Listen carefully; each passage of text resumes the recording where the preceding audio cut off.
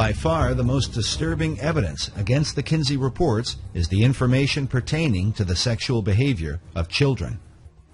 This was something noted in the 1950s by Professor Albert Hobbs, who wrote that, according to Kinsey, a child molester may have contributed favorably to a child's later sociosexual development. The child sexual data was more fully exposed by Dr. Judith Reisman in the 1980s, who brought the even more disturbing allegation that Kinsey had trained multiple pedophiles to molest children while using stopwatches to record so-called scientific data. This man, this Kinsey, had been responsible for the rapes and tortures of hundreds, actually it looks like thousands of children.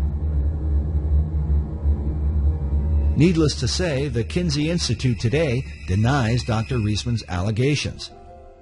They maintain that all of the child sexual data came from one man, who just happened to keep detailed scientific records of his encounters with children. This lone pedophile theory was developed by Dr. John Bancroft, who became the director of the Kinsey Institute in 1995.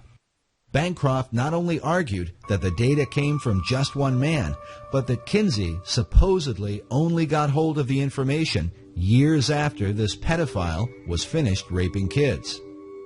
This is contrary to Kinsey's own report, in which he admitted to at least 9 pedophiles from whom he obtained information.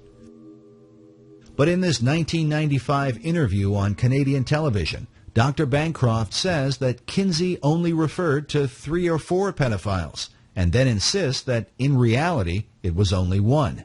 When questioned about the obvious inconsistency, Bancroft's argument is that Kinsey simply lied about his research. Listen now as this Canadian journalist seems to get uncomfortable during the interview. Did he make it clear in the report that the conclusions on the sexual capacity of 317 children were based solely on the evidence of one sexual criminal? No, he suggested that it may have been from 3 or 4. I don't think that is a particularly important difference. Kinsey... but isn't that conspicuously misleading? I think he was misleading. I think that he... I'm sorry, you don't think he was misleading? Forgive me? Yes, I think he was misleading, but I don't think it was a misleading of any consequence. He was concerned about his maintaining confidentiality. Throughout his volumes, he tended to avoid drawing attention to any particular individuals. It's not significant that the conclusions of a study on the sexual responses of children come solely from a man who really has who's a deviant? Doesn't he have a skewed perception of child sexuality? Well, that was just one type of evidence. Next, the journalist asks why it took so long to discover that the information came from a single pedophile, rather than multiple pedophiles, as Kinsey had reported. Bancroft's only answer is to say that he worked it out once he became the Kinsey Institute director. Why did it take so long to set the record straight? When I got to the Kinsey Institute and these accusations were continuing, some people were expressing, some otherwise reasonable people were beginning to worry about these accusations and saying, well, now, how is it that if he's got information from 3 or 4 men, he can standardize it in such a way that it goes into a table unless somehow or other he's trained these men to make these observations. People were beginning to express that concern, therefore I decided to look more closely at the source of information, and that's when I realized that actually, as far as those tables were concerned, the information all came from this one man who had been collecting this information in an extraordinarily methodical way throughout his life since about 1917. And you knew of this for how long? That it was that Kinsey was misleading in this? I worked out that there was one man involved soon after I came to the Kinsey Institute, and shortly after that we issued a press statement from Indiana University making this point clear. So, I'm sorry. That was at the beginning of September. What the criticism is also, and it's significant, is that Albert Kinsey was guilty of academic dishonesty, and if the Institute if the Institute would have been more forthright, the people from the political and religious right wouldn't have the kind of ammunition that they now have to try to not only discredit Kinsey, but the teaching of sex education in schools. There is no reason to say that Kinsey has been dishonest. He probably had a good reason for obscuring whether it was 1 or 3 men. That is a minor detail. The minor detail of Kinsey's data may have had a major impact on America's children, especially when one considers that now, decades later, 1 in 4 teenage girls are currently infected with some kind of sexually transmitted disease. And according to the White House Office of National AIDS Policy, in the U.S., it is estimated that 2 young people aged 13 to 25 are infected with HIV each hour. Is this the devastating fruit of Kinsey's sexual revolution? Furthermore, should Americans trust information about child sexuality from child molesters who were raping kids? As Dr. Bancroft has admitted, Kinsey's pedophile data directly impacts sex education in America. The specific findings about these children are totally irrelevant to modern sex education. But where did Kinsey get his information? Did it really come from just one man? The allegedly lone pedophile that Bancroft and the Kinsey Institute point to was known as Mr. Green in Kinsey's research. His real name was Rex King, a man who kept written diaries in which he claimed to have molested more than 800 children. Like most pedophiles, King was never caught and never served a day in prison. The Kinsey Institute usually presents King as a man who simply kept meticulous records and mysteriously came into contact with Kinsey. This same idea was presented in the Hollywood film Kinsey, starring Liam Neeson. But what Kinsey supporters do not reveal is that Mr. Green had been personally trained by Kinsey's mentor, Dr. Robert Dickinson. Something admitted by Paul Gephardt in the 1998 British documentary, Kinsey's Pedophiles. Kinsey was told about Green by his own mentor in sex research, Dr. Robert Dickinson. Dickinson had collaborated with the paedophile for several years and taught him how to record his child abuse in scientific detail. He told him how to measure things and time things and encouraged him to... he knew he was going to do his ordinary behavior anyway. Dickinson couldn't have stopped him from being a pedophile. But he said, at least you ought to, do something scientific about it, so it won't be just your jollies. It'll be something worthwhile to science. So he gave him some training by letter and correspondence. Gephardt has also admitted that Mr. Green's child abuse data played an important role in the Kinsey Report's view of child sexuality. Gephardt said, Green contributed a fair amount to our knowledge and medicine's knowledge of sexuality in children. We made our point that children are sexual from birth.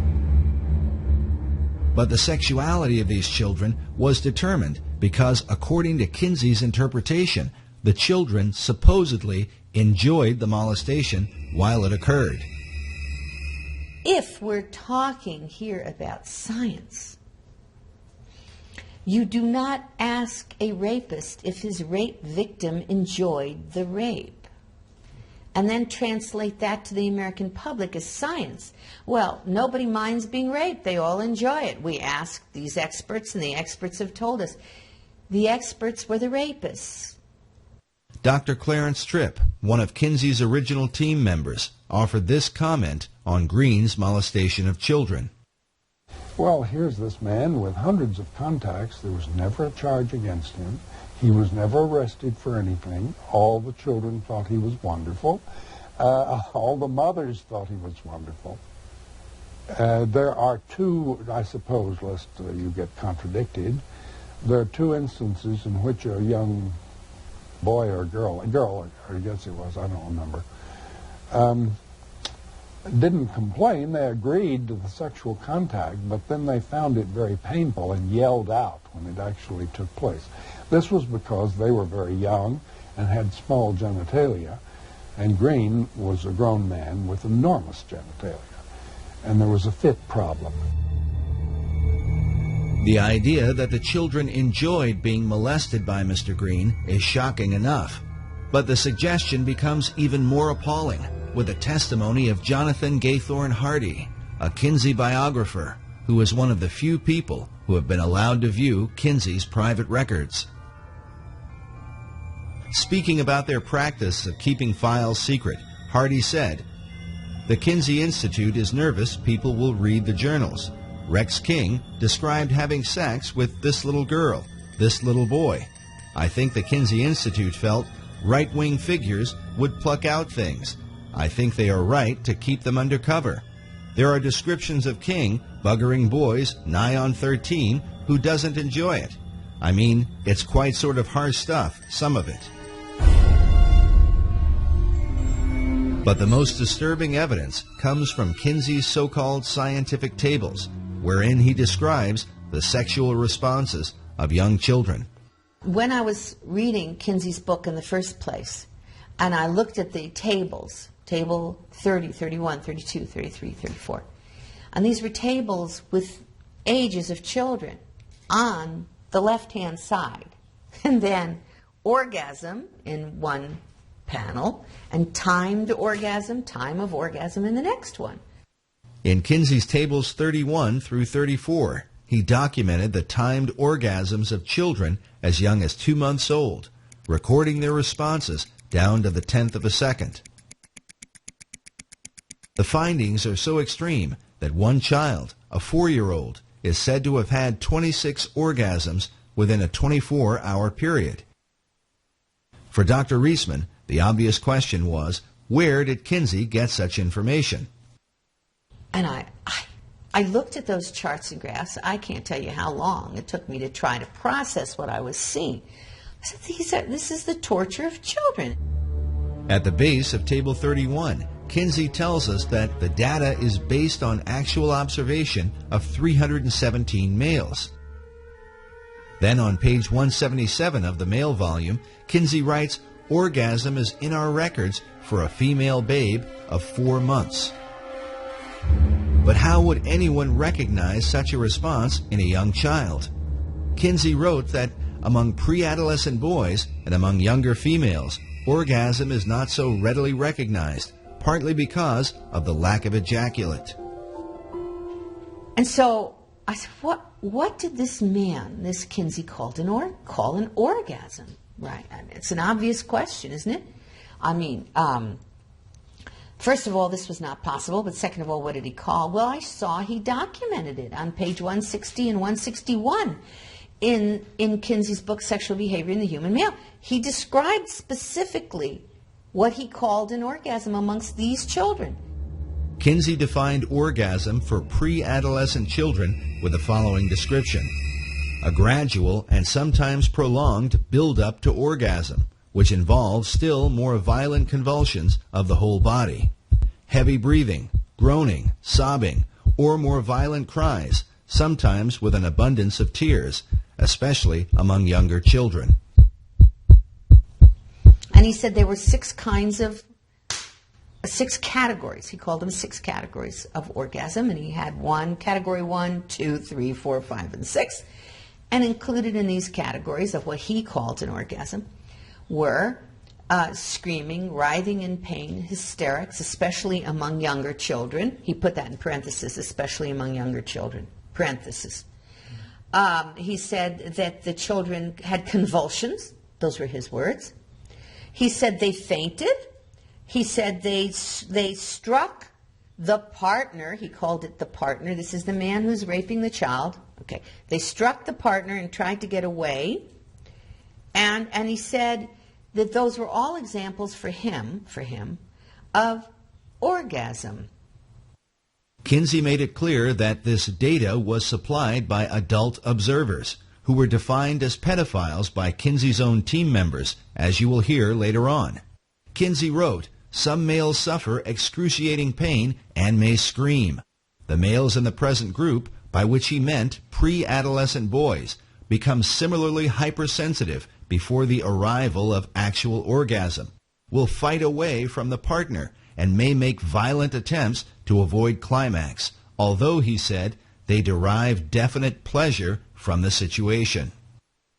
Kinsey biographer James H. Jones was a 1998 Pulitzer Prize finalist for his biography on Kinsey.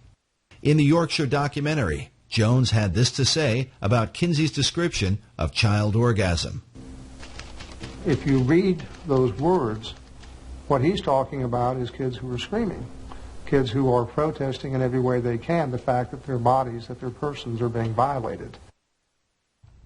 At that point, reading that, I said, the only person who could write that would be, number one, a pedophile or a pederast, because these were boys, was homosexual abuse of boys, and a sadomasochist. That is, the only human being in the world who could call an orgasm something that involved people throwing up, having convulsions, fainting, screaming, crying. The only person who could do that is someone who experienced that themselves. And that had to be a sadomasochist. And the only person who could apply their sadomasochism to an infant and a child would be a pederast, a rapist. And that's what Kinsey did in that book. Kinsey's own sadomasochistic tendencies have been documented by a number of biographers. James Jones revealed that Kinsey once climbed into a bathtub and circumcised himself with a pocket knife without the benefit of anesthesia. Another account of Kinsey's extreme self-abuse came about when his research was under investigation. Jones reports that after the Rockefeller Foundation withdrew his funding, Kinsey went to a basement, tied one end of a rope to an exposed ceiling pipe and the other end around his scrotum, then stood on a chair and jumped off. The abuse that he inflicted on his organs, on his sexual organs, were very directly identified in his death. That was orchitis. That was a serious inflammation and disease that he inflicted upon himself that was basically involved in his final death. Now, the attempt to claim that Kinsey died of a heart attack is a perfectly reasonable thing to try to do. It's kind of embarrassing to say that the father of the entire sexual revolution, who has trained all of our sex educators in the United States of America basically, died because he had so abused himself doing the activity that they tell everybody is okay, that he died of this terrible and very painful experience. If Kinsey's abuse had only been inflicted upon himself, his critics might be less likely to accuse him. But his abuse extended to children, the most precious members of our society. In this image, Kinsey seems to take a demented sort of glee in showing these young children a film of two porcupines engaged in a sexual act. He seems oblivious to the confused and even disturbed looks on the faces of these children. Was it this same lack of concern that enabled Kinsey to support and even encourage the most depraved sexual criminals? The evidence shows that Kinsey was not content to work with merely one pedophile, as Dr. Bancroft and the Kinsey Institute claim. Following the example of his mentor, Dr. Robert Dickinson, Kinsey set out to train his own predators, men who would collect information about what can only be called the sexual torment of children.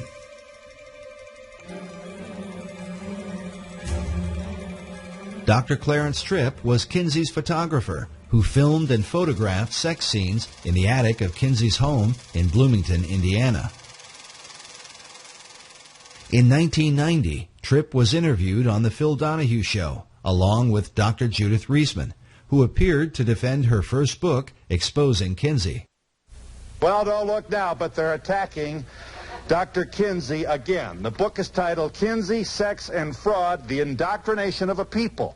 During the show, as Clarence Tripp began to defend Kinsey's research, even Phil Donahue, with his liberal views on sexuality, became uneasy at some of Tripp's bizarre comments about the molestation of children. We should say that you are the author of The Homosexual Matrix, a book which got quite a positive response from... I want to agree with Reisman on one point. I think we really ought to talk about the child stuff before we mix in the right, well, make your point, homosexual stuff. You know, we really shouldn't go too fast there. We want to savor that because it is wonderful. It's so delicious what she says. I want to draw you a picture of the image. The image is that the world-famous sex researchers, or Dr. Kinsey alone, that's not quite clear, are in a room, and they hover over a young child, less than a year old, and with their fingers or a feather, that's not quite clear, they tickle the genitalia and bring this kid to orgasm, who is screaming and hollering and possibly held down by chains. And drugged. It's all too glorious. Well, make your point. I hope that you don't.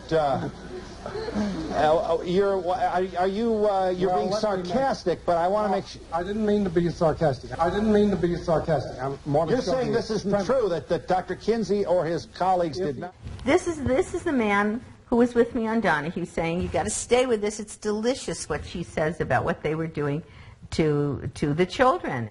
Dr. Reisman refused to go on Donahue unless he would agree to show Kinsey's tables, where the child sex abuse data is presented. Despite knowing about these tables, Donahue repeatedly insisted that no proof existed of child abuse in Kinsey's research. Nevertheless, he did show the data to his audience. Well, we're going to show. There. Now, Now, what is the point? You what is tell your me point? what is the point. 5 months old. What is it? I can hardly read it. What's next to that? Number of orgasms. Oh, number of orgasms. 3. Go down to the 4-year-old. You see the 4-year-old there? Yeah. There, bottom one. Yes, 4-year-old, 26 orgasms in 24 hours. Tell me, Phil. Does a baby sleep? Tell me, Phil. Does a baby sleep? Tell me if this is scientific. A baby sleeps for 8 hours? And you tell me how you get 26 orgasms for 24 hours. We've got to be able to get a word in edgewise. Just a minute. Sounds like a guest for the Donahue show. And you know what Gebhardt said to me? You know what Dr. Gebhardt said? He wrote me a letter, which I wish you had up there too, in which he said that oral and manual techniques were used on the children. Now, Phil, I'm going to say that once more. And if I'm wrong, let them sue me. He said oral and manual techniques were used on those children. The letter that Dr. Reisman refers to was written by Paul Gebhardt on March 11, 1981, in which he attempted to explain where the child sexual data came from. In this letter, he admits that multiple pedophiles were used in collecting information for the Kinsey reports. Gebhardt writes, "Since sexual experimentation with human infants and children is illegal, we have had to depend upon other sources. Some of these were parents. A few were nursery school owners or teachers. Others were homosexual males interested in older but still prepubertal children. One was a man who had numerous sexual contacts with male and female infants and children, and being of a scientific bent, kept detailed records of each encounter." Gebhardt went on to say that some of these sources have added to their written or verbal reports photographs, and in a few instances, cinema. The techniques involved were self-masturbation by the child, child-child sex play, and adult-child contacts, chiefly manual or oral. Gephardt's letter clearly refutes the lone pedophile theory of Dr. John Bancroft, but fits in perfectly with what Kinsey documented in sexual behavior in the human male.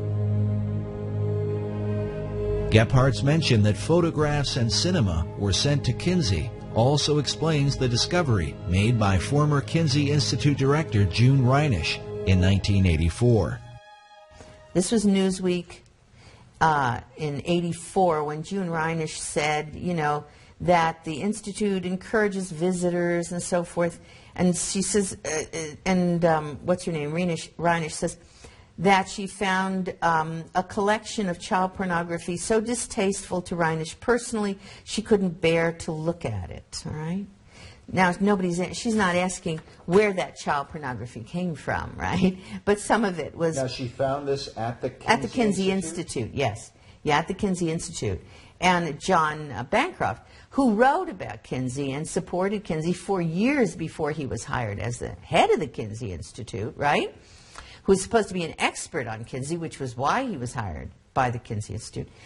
now suddenly claims that everybody knew all along that these children were being raped by one pedophile. Well, he's the expert on Kinsey. Why didn't he ever write about it before he got hired? Why did he have to go into the Kinsey Institute to look into it if it's all laying out there?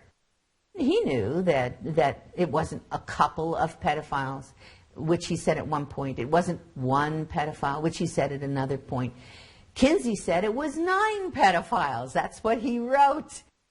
And it certainly would have been at least 9, because we now know from Yorkshire Television that Kinsey was working with a group of pedophiles. There was also a pedophile organization in this country. They cooperated with us, and some of them who were not, of course, not incarcerated, they came and gave us information. Dr. Reisman believes the pedophile organization mentioned by Gephardt may have been the nucleus for what would become NAMBLA, the North American Man-Boy Love Association. While child molestation is a crime in any circumstance, the members of NAMBLA claim that their intentions are out of love for the children they molest. Yet this cover of a NAMBLA bulletin, which they called their back-to-school issue, paints quite a different picture. It shows a frightened boy cornered by 2 adult men who are about to force him into sexual contact, and is more consistent with the information found in the Kinsey reports, that children are in fact being raped and tormented by the pedophiles who prey upon them. To this day, NAMBLA looks to Alfred Kinsey as their inspiration, saying that gay liberationists in general, and boy lovers in particular, should know Kinsey's work and hold it dear. Implicit in Kinsey is the struggle we fight today. Well, there's a huge connection between Alfred Kinsey and NAMBLA. In fact, NAMBLA has relied upon Kinsey's research for years. Kinsey tried to make pedophilia seem acceptable. Kinsey's argument was that it was society's reaction to pedophiles that caused the real trauma of child molestation. Members of NAMBLA will often refer to this quote from Sexual Behavior in the Human Female, where Kinsey wrote that when children are constantly warned by parents and teachers against contacts with adults, they are ready to become hysterical as soon as any older person approaches, or stops and speaks to them in the street, or fondles them. Some of the more experienced students of juvenile problems have come to believe that the emotional reactions of the parents, police officers, and other adults who discover that the child has had such a contact may disturb the child more seriously than the sexual contacts themselves. The current hysteria over sex offenders may very well have serious effects on the ability of many of these children to work out sexual adjustments some years later. In Kinsey's view, a lot of sex crime was really not crime at all. He seemed to worship sexual experience. I mean, he had a 24/7 obsession with sex long before he attained the position at Indiana University. So for him, all forms of sexual experience, to one degree or another, could have merit that were outside the pale of traditional morality.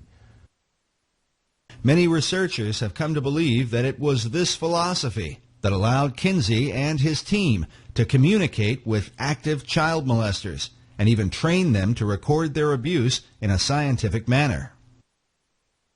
While the Kinsey Institute continues to deny this, further evidence is found from the testimony of Dr. Clarence Tripp on the Phil Donahue Show.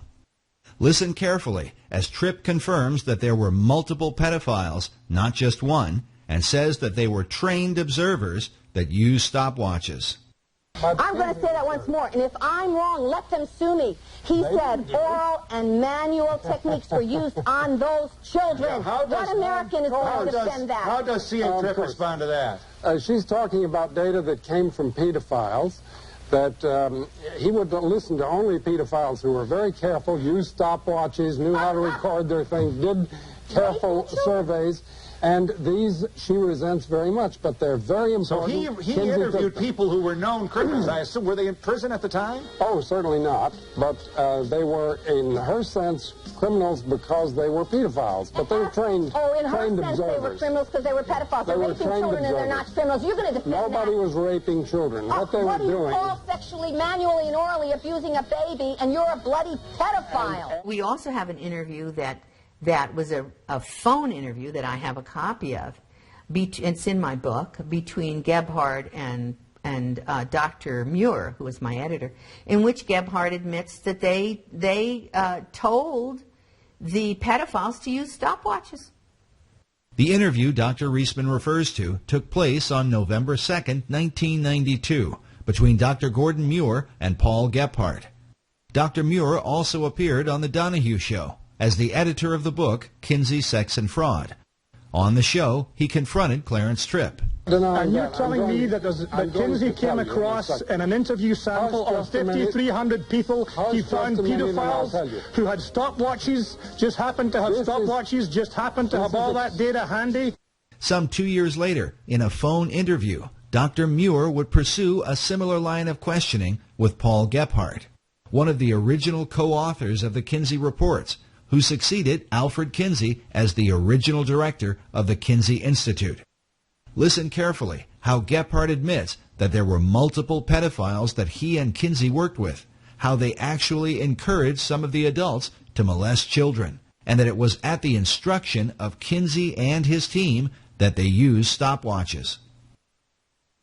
Table 32. Yeah, the table's all right, but these all were done with stopwatches necessarily. It says below table 32, the legend says duration of stimulation before climax. Observations timed with second hand or stopwatch. So second hand or stopwatch. Okay, well that's, you refreshed my memory. I had no idea that it was used on that many. Well, my question to you is this. Who did that? Who did the timing? It was dependent on who it was. Most of it was done by one individual, a man with some scientific training, but not a known scientist. The other cases were done by parents at our suggestion. And let's see, then there were some that were done by a nursery school personnel. Was that at your suggestion too? Yes. When these people would report to us, they saw childhood sexual activity. We asked them to watch it and take notes, and if possible time it and report back to us. Some of the stimulation was clearly being done by adults themselves, isn't that correct? Yes, that was pedophiles. Or particularly one man, but there were several pedophiles that gave us data. But since they were all doing the same thing and reporting on the same thing and taking the same measurements, it looks like it was organized ahead of time. Is that right? No. No, we just simply asked anyone who had any data on childhood sexuality to tell us about it. Well, what about the cases then, which it says in the book, some of them were followed up for several years to make sure that true orgasm was involved. That looks like prospective planning there. No, but not on our part. You mean pedophiles just took it upon themselves to do follow-up experiments to find out if true orgasms were involved? No. We had some. Try this again. At this stage of the interview, Gebhard engages in a bit of wordplay, but listen carefully as Dr. Muir gets to the point with him. Once we ask people about giving us their observations, we would ask them later too. In other words, if there were some pedophiles who reported their data to us, and if they got in contact with us later, we would then ask more about it. We follow up on by re-interviewing people occasionally.